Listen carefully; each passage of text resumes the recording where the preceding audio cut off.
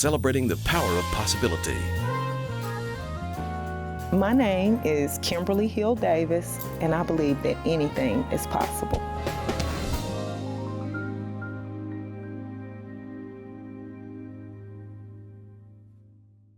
Welcome to Anything is Possible. These are great stories about great people whose lives prove that anything is possible. And my guest today, Dr. Kimberly Hill Davis, no relation, although I take the name somewhere down the line. But I wanted to welcome you to the broadcast, and I wanted to tell you, I don't know why I want to start here, but I'll start here. I am so proud of you. Thank you. I am so grateful for all that you've been able to accomplish, all that you've been able to overcome, and how you continue to overcome. And when I met you the first time, you told me that your uncle was one of my dear friends. I had no idea. I made a lot of music, had a lot of great conversations with your uncle. Tell me about when you remember meeting me. I remember my uncle and I are about 5 years apart in age, so we grew up more like siblings than uncle and niece. And I just always was just so in awe of his musical talents and the various people that he worked with. And I think I met you around the time you all were working on your song that ended up on the Preacher's Wife soundtrack. Right. Who would have thought a king? Who would imagine a king? Who would imagine a king? And, you know, my uncle was really excited to be working with you on that project. I can't remember all of the dynamics of what you all were doing, but that was my first encounter meeting you. Now, for people who don't know you, what is your title and what do you do now? Oh, okay, so I am the Director of Community Engagement at the University of Tennessee in the College of Education, Health and Human Sciences. I'm also the Director of a program called Project Excellence, which is a youth leadership program in our college at Austin East Magnet High School. And you are Dr. Kimberly Hill Davis. Yes. Right, so you have a PhD. Yes. Right, so you've done that. Yes. The reason I have to set that up is because as we go back through the story, you've come from a mighty long way. A mighty long way. You grew up, born and raised in Knoxville? Born and raised in Knoxville, lived in a community called Oakland. That's where my family is from. It's a community off Tazewell Pike. Went to East Knoxville School, Ceremore Green School, Vine Middle School, Austin East Magnet High School, and ended up in Atlanta and went to Morris Brown College and then graduated from Knoxville College. What did you, as you were growing up in Knoxville, what were your aspirations? I can't really recall specifically what I aspired to do. I knew I was going to go to college. That was just kind of expected in my family. My mother talked to me about going to college. I went to Austin East Magnet High School and was in a program called SECME, which was a program that was geared towards sending people to college. So I knew that I was going to go to college, but I didn't know what I was going to do. Did you have any early interest? Actually, I wanted to build houses. I wanted to build furniture. I loved wood. I loved making things. And I thought, well, maybe I would go into being an architect or something with design. I was real creative, but I just wasn't sure. So you're just going through school, going through life. Yes. And doing life as it came along. Yes. And so everything was just success. No. No. I said I knew I would go to college, and I did, but I got derailed along the way. Just being a teenager that was just going through a lot of emotional things surrounding my father not being present just made me lose track of those thoughts of going to college for a while. And I remember just having some behaviors that I cringe when I think about it now. But having teachers and people that would always say, you know better than that, or you're destined for better than what you're doing. I was, but I did get derailed for a little while. Did you unpack, you said your father being absent. Yes. Was getting derailed just part of an angry subconscious reaction to that separation? I would say that my anger toward my dad not being around, my mother got the brunt of that because she was there. You know, you usually take out your frustrations on the people who are closest to you. And I just remember feeling lost, feeling like, you know, I just felt lost, and I felt like, what does it matter if I'm not, you know, really trying to accomplish the goals that I originally had set and the goals that I had talked about with my mom, because my dad wasn't around. So you didn't see this you? I did not. If you would have told me, right, I wouldn't have believed it. At all? At all. Possibility powered by Covenant Health, Home Federal, and the Knoxville News Sentinel. Now you can listen while you're on the go with Anything is Possible, the podcast.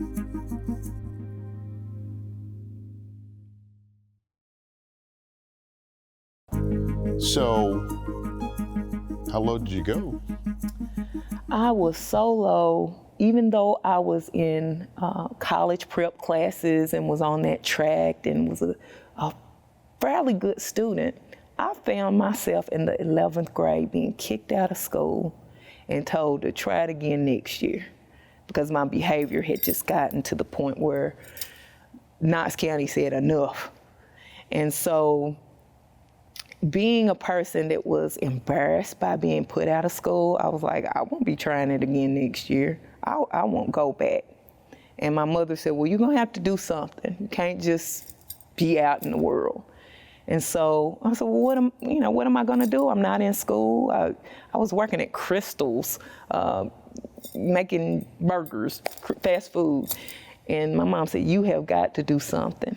And so she signed me up for Job Corps. I remember Job Corps. And it wasn't the Knoxville Job Corps because I was too embarrassed for my friends and people who had high expectations of me to know that I wasn't in school.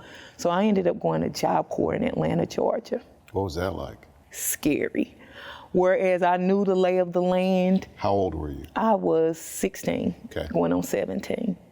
And I was around people from all over the country in a fast-paced city, right around the time of the Atlanta child murders. So it was just a lot going on in the city at that time. And I was like a fish out of water. So what does a fish out of water do? They either learn how to swim, they learn how to swim quickly after they flounder a little bit. I remember going and just looking around saying, this is not my life. This is not what I thought my life was gonna be like, and this is not how I'm gonna live. And I would say that experience of being sent to Atlanta and being told, you will not come back here until you get yourself together. That's what my mom, she had to do the tough love thing.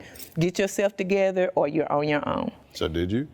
Eventually I did, after making a lot of mistakes, because, you know, I grew up in Knoxville, and things that I thought I knew, I learned I didn't know when I got to Atlanta.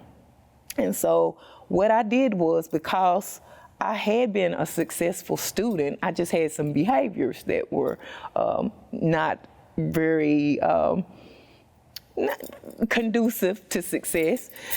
I was there for 3 weeks, and I told him I want to be successful. And I had a counselor that said, well, what do you want to do? And I said, well, I can go to college. And she said, well, you have to finish high school first. I remember I got kicked out in the 11th grade.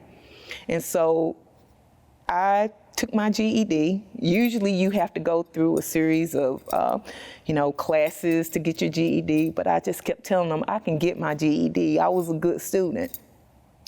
They said, we'll allow you to take this GED, and if you don't pass it, you'll have to stay in these training classes for 6 months. I took my GED, the whole component of it, all the pieces of it. And I received the highest score in the state of Georgia that year. Wow. And finished and got my GED. So they were like, okay, so you got it.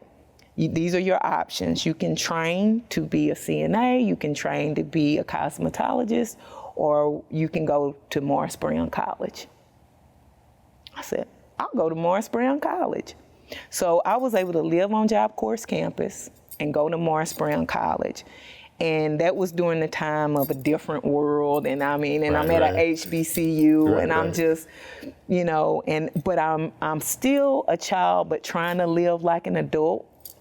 And made some mistakes, got there and didn't really take the academics as seriously as I should have, and ended up a teenage mother. I ended up going and became a teenage mother. And in the process of becoming a teenage mother, I was living on their campus, on Job Corps campus, attending classes at Morris Brown. Job Corps said, you know, we hope you're successful, but you can't live here pregnant. My. And I heard them tell me that, but again, now I'm 17. I'm like, okay, well, we'll see, they'll let me live here. And I just continued to go to class, and I continued to be pregnant. And just as they said, as soon as I started to show, they said, you can't live here. It's a liability to have you here in this condition. So where'd you go? I didn't know where I was gonna go. I had a job. I went to school. For a while, I stayed with people, different friends, different people that I worked with. But you know how that goes. You can stay somewhere for a couple of days, but that's not permanent housing. So I ended up homeless in the city of Atlanta. I worked at a mall called Greenbrier Mall. I know where that is. Remember Greenbrier Mall? I worked at a clothing store at Greenbrier Mall in the afternoon, but I started going to work early. As soon as they opened the door for the mall walkers, I would go, and I just kind of got to know everybody that opened the stores, everybody that worked at the food court. I made friends that some of the things that they told me then, I still hear now. Like? There was a man that had a jewelry kiosk. He was from India, and he had a kiosk downstairs and a restaurant in the food court. And he would always be the first person I saw in the morning, and he'd always be the last person I saw at night. And so I just would talk to him. When I wasn't at work, I would talk to him. And he would say, where do you live? And at first I was too embarrassed to tell him I didn't live anywhere. But later on, I just told him. And he said, oh, don't worry about it. He said, you're built for this as a young person. As a young person, you have the energy to fight these types of fights. So where would you sleep? Different places. I would go to Grady Hospital, and I would be clean, and I would be neat, and I would sit in the lobby like I was waiting to be seen sometimes. I would ride the MARTA for as long as I could ride the MARTA until that line closed. I met a woman even in that situation that told me, she said, let me tell you, if you're gonna be homeless, because everybody is a decision away or a paycheck away from being homeless, is what she said. Don't feel bad that you're in this situation. She was an engineer, and she was in that situation because she had gotten a divorce. But she said, if you look the part, they won't treat you like you're homeless. So go get yourself a Y membership. Make sure that you go and you keep yourself together, and you never look homeless, and you'll never be treated homeless. So I would go to the library, and they wouldn't run me off like they ran some of the other people off. I'd sit in Grady Hospital. They wouldn't run me off because I never looked homeless. That's even how I learned how to dress. I learned how to go to the Goodwill and find nice clothes that I would dispose of and buy more nice clothes, because I had a job, I just didn't have enough to have an apartment. So I learned from people who were homeless. I learned where not to go. I learned where to go, libraries, hospitals, and malls. That's amazing. Did you, now I'm sure you probably had no concept. You run a program for young people now. I'm sure you had no concept that everything that you were going through was going to give you an amazing credibility. I would imagine that there's nothing a young person can present to you as an excuse for not believing that anything is possible. Yes, I didn't have a concept then, but I tell you what I did learn then, that you can learn from almost anybody.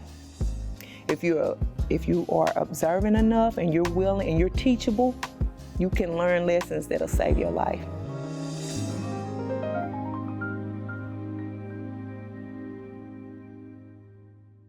Now, take us with you with Anything is Possible, the podcast. Stream new episodes weekly wherever you get your podcasts.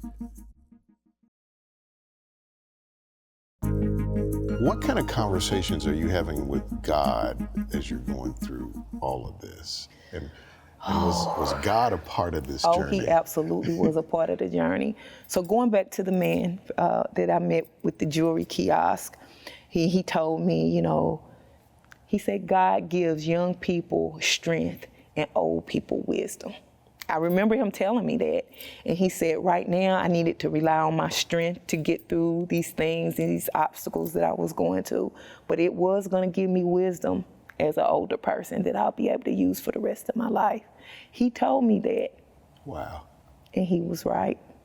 Did you pray a lot? I did pray a lot. What were your I would pray prayers? that God keep me safe, because it was frightening, that he would keep me safe, that he would bring people into my life that would help me, that he would allow me to go back home. At that point, I just wanted to go back home. And eventually I did.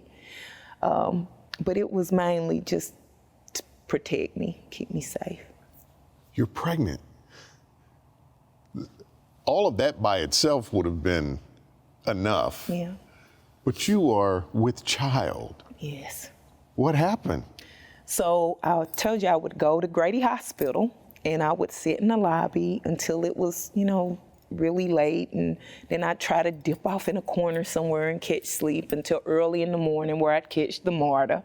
As soon as the MARTA would start running, I'd catch the MARTA, I'd go to the Y, I'd take my shower, I'd clean myself up for the day, and then I'd go to work. So I ended up having to leave school. I did leave school, but while I was going to Grady Hospital, there was a nurse that could tell I was young, never bothered me, but could tell I was young.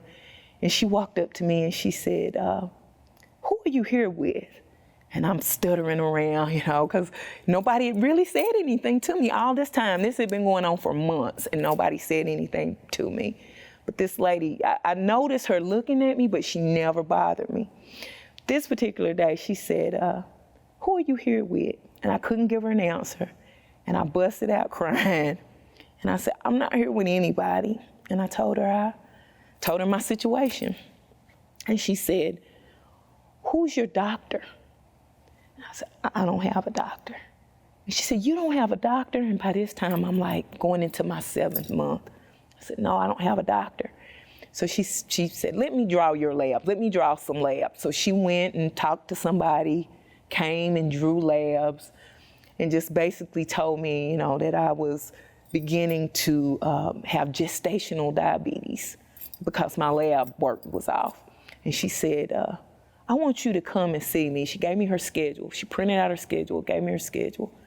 And she said, I want you to come here every night that I'm here. And I did. I would go and she would check my lab, she would check my blood pressure. She basically gave me prenatal care. If there was a room that was available, which it wasn't often a room that was available. That was the city hospital. It was always crowded. It was about like UT Hospital. But sometimes she would give me a space to just rest. And she said, you have to go home. And I said, my mom's not gonna let me come home. And she said, try.